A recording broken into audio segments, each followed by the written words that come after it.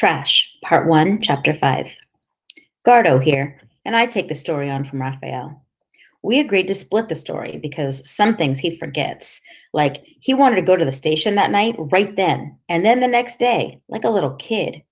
He got so excited about thinking of what he might find, I had to say no about 10 times because one thing I knew was that we had to be there in Bahala for the big search, especially if the policemen who talked to us were there. I had to get a hold of his hair, and I said, how is it going to look when everyone is there to earn money and the boy they know found something, maybe a shoe or maybe something else, doesn't show? Raphael's my best friend, but he is like a kid, always laughing, playing, thinking everything's fun, thinking it's a game. So I said they have to see us working and looking, and maybe that way they'll leave us alone. So we waited. Next morning, like I said, the whole of Bahala turns out, early and ready, before dawn. Like Raphael said, we get money for what we can sell, hand to mouth. So getting paid for the day is like a dream, and there were way too many pickers. I guess people had told people, and there were crowds of us all piling in. Then the police arrived early also, and even as the sun came up, everyone was way up on the trash. Men, women, and every damn kid, even the tiny ones, earning their precious hundred, some without even hooks, just using hands. In fact, there were so many of us it was dangerous, and you could feel the trash sliding about, and there was no room to throw the stuff you'd sorted. I was hooking stuff up, scratching other people almost, and it was more and more dangerous. So after 1 hour, all us kids were ordered off, and just the men stayed on. And the trash was being gone through again, right by where we'd been the previous day. The managers were there, talking to the police, shouting up to the men, and it was all being picked over and over again and again. But nothing was coming up. All the while, more cars. Police car, then another police car, then a police truck, motorbikes, more police cars, and then big cars like government cars, and men in suits as well as police, getting out in their nice shoes, getting wet and filthy. And it's still not even 7 o'clock, and you can't move for the cars and people. It's like a festival. No belts were working as they turned them all off. Things get worse. Soon we can see the line of trucks coming and it's stretching right back through the gates and down the road, waiting to unload. After just 1 hour, I'd counted 26. The drivers didn't even care at first. They squatted in the shade, and some boys went off to get them tea and cigarettes. There were kids jumping into the trucks then and picking there on the roadside.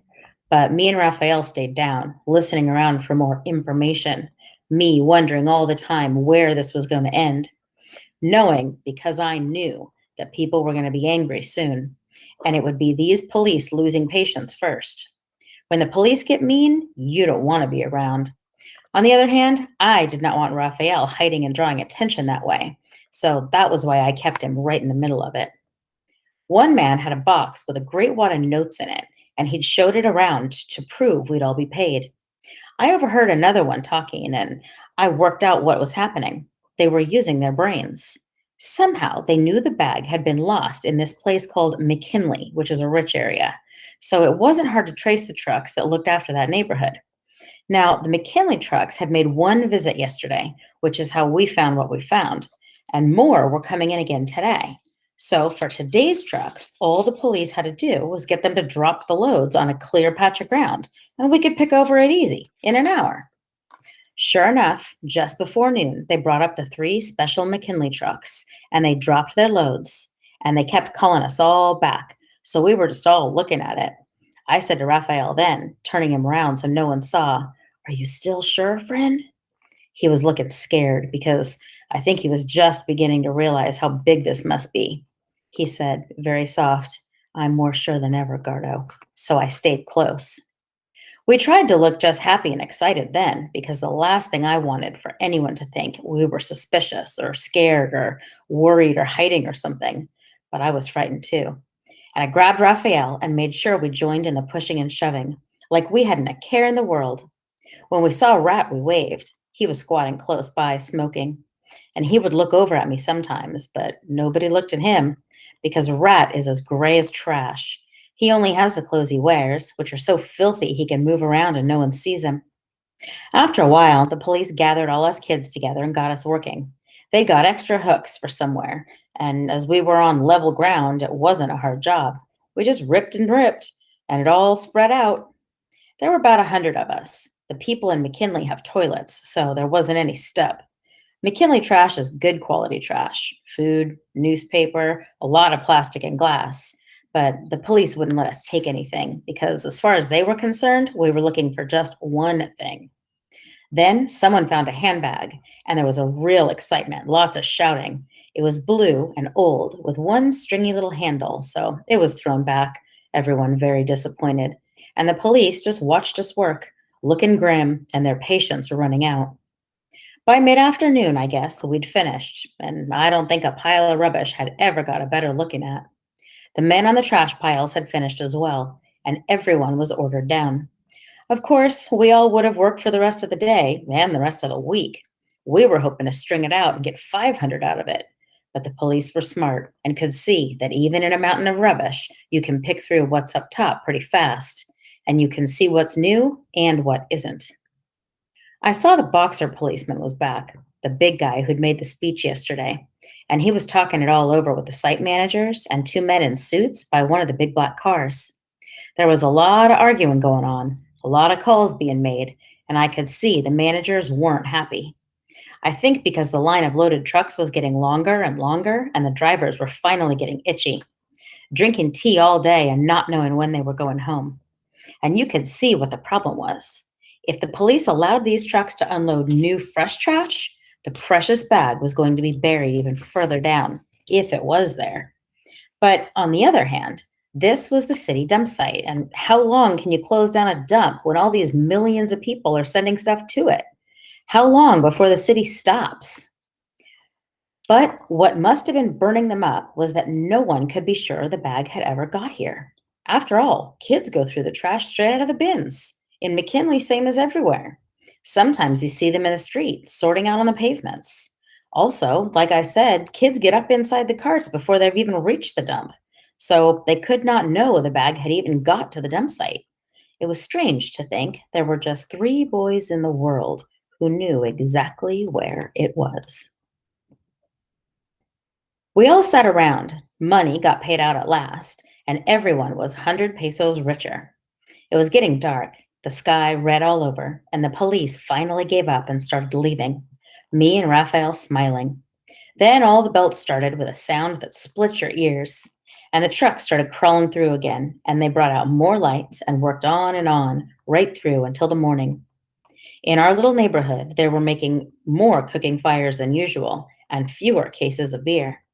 There was music and singing, and everyone was happy. Most of all, Raphael, who thinks the job is done and he's been so smart. But inside Raphael's house, right by me, because I was staying close now, after the food, his auntie says to both of us, "Are we safe?" I knew she wasn't, and also knew she brought it on herself. Opening her mouth had not been smart. In fact, I hate to say it, but we talked about it since. If she'd kept her mouth shut, things would have been so much easier. "Are we safe?" she said again. I said, "We are completely safe. Don't worry," which was a lie.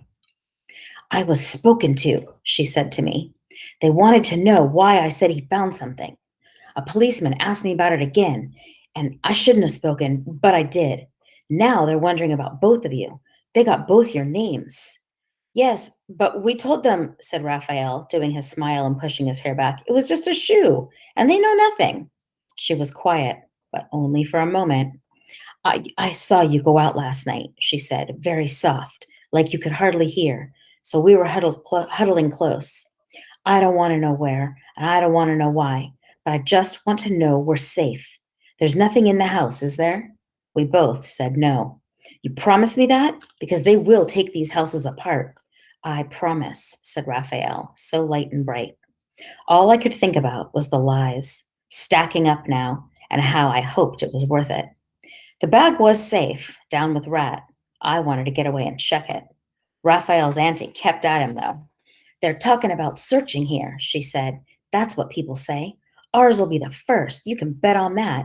If they take it apart again," Raphael looked her Raphael took her hand then. "There's nothing in the house," he said. 10,000 is a lot of money, she said, and her voice rose up. "Have you thought what we could do with that?" I interrupted then. "You think they'd give it?" I said. "You really think they'd give it?" "I think they would," she said. Raphael shook her hand gently. "Ma," he said, "Ma, if someone here, if one of us got all that money, you think we'd be allowed to keep it for long?" She reached out to me then and took a hold of my arm, so we were all three linked together. "You're smart," she said to me. "Gardo, you're smarter than this boy, and I know you can run fast and get clear. And maybe I shouldn't have spoken, and I'm sorry I did, but I'm too old to move again. And the two little ones," her eyes were full of tears, glittering wet, and I got scared because she was scared. And I know Raphael was most scared of all, though he won't ever say so. "I don't want us getting caught up with the police," she said, gripping us hard. "Everyone knows what things they do." I couldn't meet her eye. For one thing, I was mad she'd spoken up. It was still the dumbest thing she could have done. For another, I had a feeling things were going to get bad. Sure, I wanted to be smart, like she said I was, and I knew I had to lead this because Raphael needs to be led. I needed to keep a hold of him. I was planning it fast, and that's why I said nothing. We just had to get to the railway station. That's what I thought. We had to find out what was in the locker and do it fast. Then, maybe in a few days' time, we could give up the wallet with the key inside it and get everyone off our backs. If that was too suspicious, I could get Rat to give it up. Nobody would suspect him because he worked alone. He didn't talk to people. So I thought, let Rat be the little hero and bring them what they've wanted in a few days' time. But even if that was too dangerous, I was thinking, but then we could just throw the wallet and the key up into the trash and wait till somebody, anybody, found it, if they ever did. There was nothing in the house. That was true. And nobody could prove anything. And we were not in danger. And we could still make money. That is what I told myself, and Raphael was just thinking the same kind of thing. And we talked it through all night, thinking we were being smart and so not knowing what we were getting into, not dealing with the fact that if the police think you've got something, they won't stop till they've got it from you.